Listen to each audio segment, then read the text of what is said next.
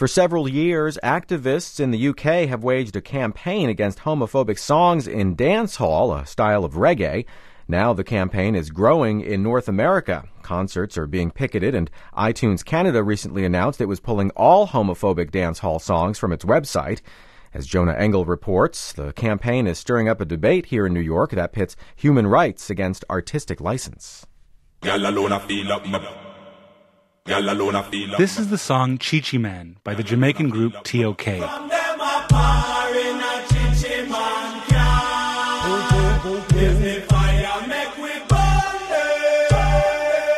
Chi Man is a derogatory expression for a gay person in Jamaica.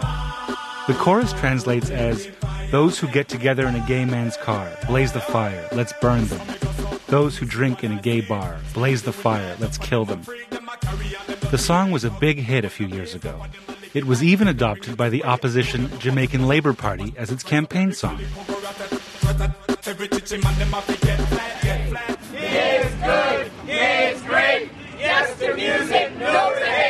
Last summer, a coalition of gay rights groups formed an organization calling itself Stop Murder Music New York. Their goal, to put an end to songs in any genre which they say incite hatred. On a muggy afternoon, demonstrators gathered at Randall's Island for Reggae Carafest, New York's biggest reggae concert.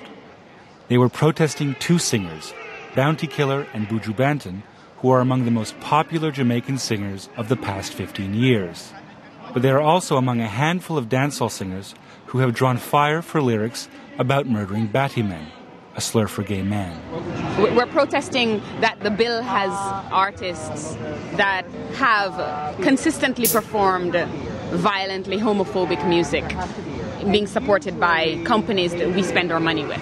Stacey Ann Chin is a spoken word artist who grew up in Jamaica. She and fellow protester Zahir Mustafa from Guyana say this is about much more than offensive lyrics. They say these songs help fuel the intolerance and violence that gays and lesbians face in the West Indies. People who are even suspected of being gay, who are not out, are beaten. These are the rally chants for the mentality, for that movement of people who do not want any sort of non-traditional form of sexual expression. The protesters want dancehall artists with anti-gay songs to sign the Reggae Compassionate Act, which pledges not to release songs or make statements that incite hatred against any community. But many of the concert goers said that's going too far. Some, like Linda, who only gave her first name, were sympathetic. I love reggae. I think we could have the music without the hate and the bigotry. It's not necessary. But she stopped short of supporting a boycott on singers. They're saying what they believe, and just like the people who are standing here today are saying what they believe. That's the freedom of speech.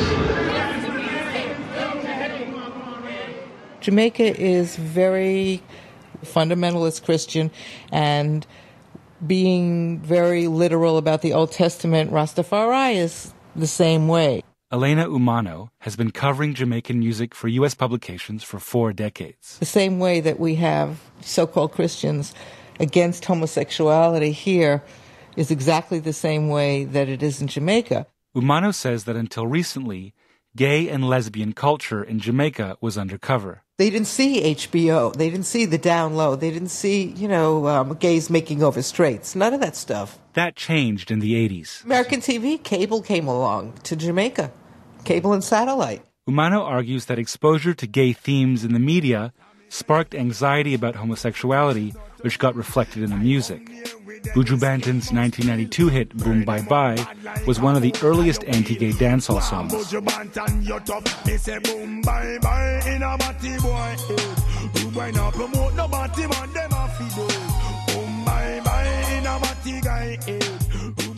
It sparked the first protests by gay rights groups, which in turn created a backlash within dancehall. It boomeranged, boy. His career was chopped off at the knees.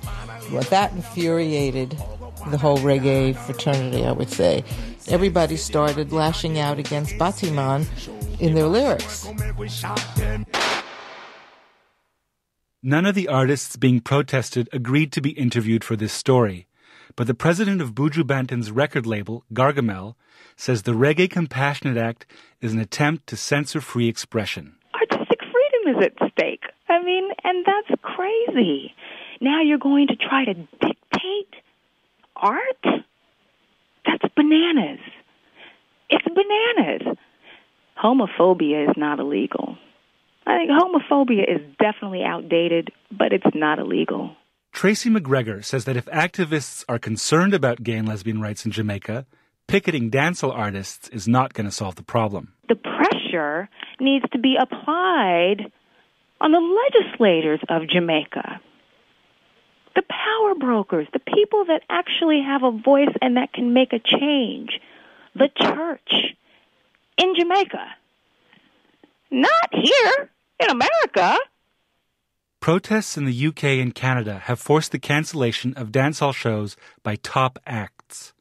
But despite the bad press and lost revenue, homophobic lyrics are not going away. A number of artists have recorded songs about the protests themselves. They say they will not be told what they can and can't sing about. This is Sizzla's Not Apologize from 2005. Rasta man don't apologize to nobody, boy. If you're this King Selassie, I'm a gunshot your boy. Give me the one of the girls, of course, of them have the joy. In the lake of fire, me dash your boy. Bad man don't apologize. While the protesters and the musicians remain far apart, there are signs that the protests are leading to dialogue within the Caribbean community in New York. In February, the Afro-Caribbean show Zinc TV hosted an open forum at the Brooklyn Public Library. It brought together DJs, producers, and activists to talk about homophobia in dancehall. Roy Walters is a DJ at a Caribbean radio station in New York. He said the protests have created a climate of fear, and he feels nervous about what he can play on the air. If a record was to come to the station to me and it's saying, I don't believe that a man should sleep with a man or a woman should sleep with a woman, there's no violence in that. If that's played on the air, you would be offended? No. So what's happening now is that we are afraid to stand up for what we believe in. While most of the panelists and audience members defended their right to play the music they want, activist Stacey Ann Chin urged her fellow Jamaicans to broaden their concept of Jamaican society itself. I am Jamaican, Jamaican, Jamaican. There is a large gay Jamaican community that is silenced and is often victimized, and they can't speak out because if they speak out, then they speak out to more terror. So freedom of speech is one thing, but when it moves into the public sphere, I have a right as a Jamaican person to say that is not all of what Jamaican culture is. There is one sign of change. The promoter of the Reggae Carafest concert and Stop Murder Music are in discussions over next year's concert. For WNYC, I'm Jonah Engel.